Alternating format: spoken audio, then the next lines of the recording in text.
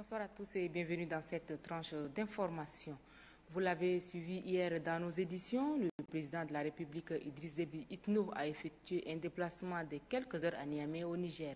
Le chef de l'État est allé s'assurer de l'effectivité du déploiement de l'armée nationale tchadienne qui interviendra dans les jours à venir au Mali.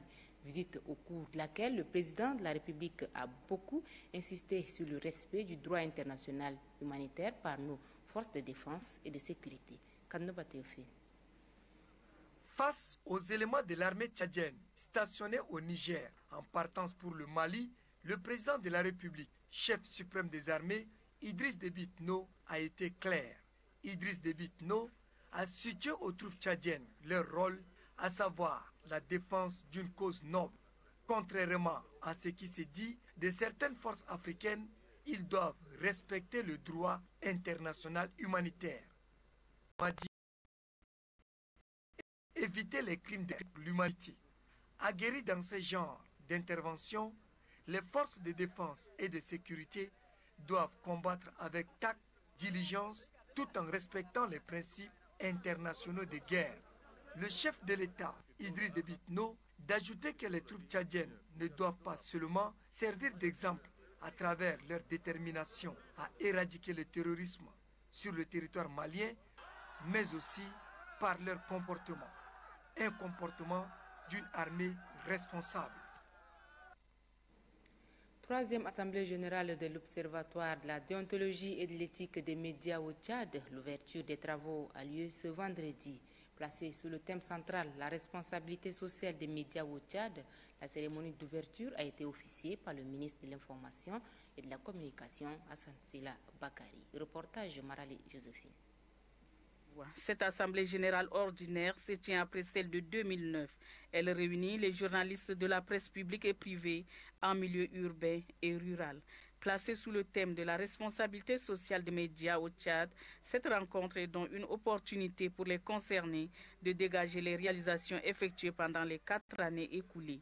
Par ailleurs, il sera question de répertorier les contraintes en vue d'envisager des actions futures susceptibles de donner une nouvelle image à cette organisation dont l'objectif n'est autre que de rappeler les journalistes à l'ordre. Le président de l'ODEMET, tout en remerciant le gouvernement pour son soutien financier, a reconnu les problèmes que rencontrent les journalistes dans l'exercice de leurs fonctions. Pour lui, la presse tchadienne doit retrouver sa lettre de noblesse. Chers confrères, il nous appartient donc, à nous, tous professionnels, de mobiliser tous les atouts pour l'éclosion d'une presse tchadienne élégante, pleine de finesse, attrayante, intégrée dans la société et respectée de tous. Le ministre de l'Information et de la Communication, quant à lui, a relevé quelques manquements liés aux articles 1er, 2e, 12e et 13e. Pour lui, ces 4 articles régissant le code d'éthique et de déontologie du journalisme au Tchad sont souvent violés. Nous devons faire en sorte que les médias ne ratent pas le train de la politique de la Renaissance chère au président de la République, son Excellence Idriss Déby Itno. Dans cette dynamique, les autorités ne peuvent qu'encourager toutes les initiatives tendant à promouvoir le professionnalisme des médias. La tenue de votre Assemblée générale ordinaire se justifie d'autant plus que le gouvernement tchadien lui-même a initié de nombreuses occasions de réflexion, de sensibilisation et d'éducation sur les textes relatifs aux droits des citoyens à recevoir des informations véridiques. Selon le ministre de l'Information et de la Communication, Hassan Sila Bakari, les questions relatives à la liberté de la presse font partie intégrante de la politique des plus hautes autorités du Tchad. Après les médias audiovisuels, le président du réseau des journalistes sportifs tchadiens, Adoum Mangana Adoum, s'est entretenu ce vendredi avec les hommes de la presse écrite. Objectif, expliquer à ceux-ci la nouvelle vision de son organisation pour la promotion du sport au Tchad. Pour la session de formation que compte organiser son réseau, Adoum Mangana Adoum demande aux responsables des médias visités de désigner les représentants à cette formation qui, selon ses propos, permettra aux journalistes sportifs de jouer pleinement leur rôle sur le terrain.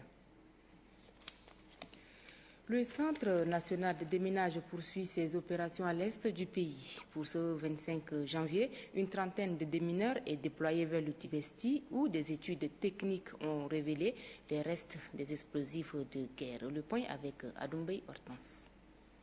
Les champs de mines et dangers de mort existent encore dans certaines régions du Tchad. La région du Tibesti est citée en exemple malgré les opérations de déminage à caractère répétitif effectuées par le gouvernement avec l'appui des partenaires. Fort de son expérience, le Tchad s'engage tout seul, cette fois-ci, à déminer cette zone déclarée dangereuse pour les populations. Raison pour laquelle 32 démineurs équipés de moyens logistiques sont déployés sur le terrain. La zone de Tibesti est truffée de mines et que vraiment chaque jour il y a des dégâts qui se posent. Donc maintenant on est obligé de faire un projet national. Ce n'est pas un autre pays qui a financé le Tchad, même qui a financé ces déminages-là. Donc le Tchad a financé, c'est pour pouvoir essayer d'éliminer toutes les mines qui sont en train de détruire nos animaux, nos enfants, nos frères, nos sœurs. Pour éviter les risques inhérents à cette opération, le coordonnateur adjoint du Centre national de déminage, Yaya Barka Kouri, a exhorté ces démineurs à beaucoup de vigilance et de prudence. Les officiers de saisie et contrôleurs des outils de collecte de données de la Direction des ressources humaines du ministère de la Santé publique ont mis un terme à leur session de formation axée sur le nouveau logiciel de gestion des ressources appelé IHRIS. Le point avec Noubadombaye Talomati. Désormais, le ministère de la Santé est en mesure de faire face aux problèmes de la gestion et de la planification des ressources humaines. C'est l'objectif de la formation des officiers sur les techniques et modes d'encodage et les contrôleurs sur les techniques et méthodes de vérification des outils de collecte de données sur le logiciel IRIS. Le projet IRIS Manage Tchad comprend 3 étapes. La première étape consiste à la mise en place des équipements informatiques et au téléchargement du logiciel IRIS. La deuxième étape est la phase pilote qui consiste à faire entrer les données de personnel d'une délégation sanitaire régionale choisie comme zone pilote du projet. La dernière étape, c'est la généralisation de collecte de données du personnel des 23 délégations sanitaires et la pérennisation du projet IRIS. L'IRIS Manage servira à analyser l'effectif et les postes au niveau global des structures administratives de la santé. Ces données sur la gestion des ressources humaines doivent être aussi exactes que possible. J'ose espérer que les connaissances acquises et les expériences partagées vous aideront à améliorer sans doute la qualité de vos activités et la manipulation du logiciel IRIS. Soyez d'ores et déjà rassurés que les recommandations adressées au ministère de la Santé publique seront étudiées très rapidement avec une attention méritée en vue de leur traduction en actes par les services techniques concernés. Pour les participants, la question des ressources humaines est le premier obstacle à l'amélioration et au développement du système de la santé. Il recommande au ministère de la Santé publique la multiplication de cette formation afin de combler les insuffisances en ressources humaines par le personnel qualifié sur l'ensemble du territoire.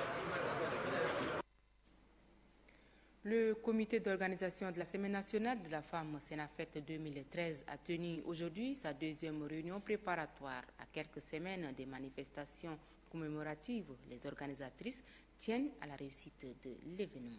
Adoum Abdelkader. C'est consécutif au lancement officiel des préparatifs de la Semaine nationale de la femme tchadienne que la gente féminine se retrouve aujourd'hui. Issues de toutes les sensibilités sociales, elles entendent donner un cachet particulier à cette manifestation qui leur est destinée. Pour que la fête soit belle et au bénéfice de toutes les femmes, elles entendent mieux la préparer. C'est sur la base du compte-rendu de la réunion précédente que les débats ont été orientés. Certains problèmes liés au financement de la Senafet, à la répartition des pagnes et à la cherté de la vie ont été soulevés. Pour cette édition, qui se veut plus authentique et originale, les femmes souhaitent augmenter le nombre des pagnes de la fête. Le financement est bien sûr attendu, mais le comité d'organisation et les femmes comptent également sur leurs propres ressources et l'apport des partenaires.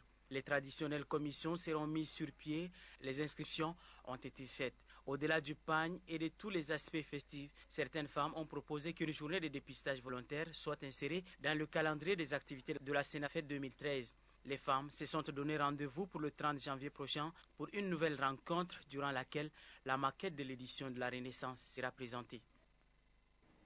Voilà, c'est ici que s'achève cette tranche d'information. Merci d'avoir été des nôtres et bon début de week-end à tous.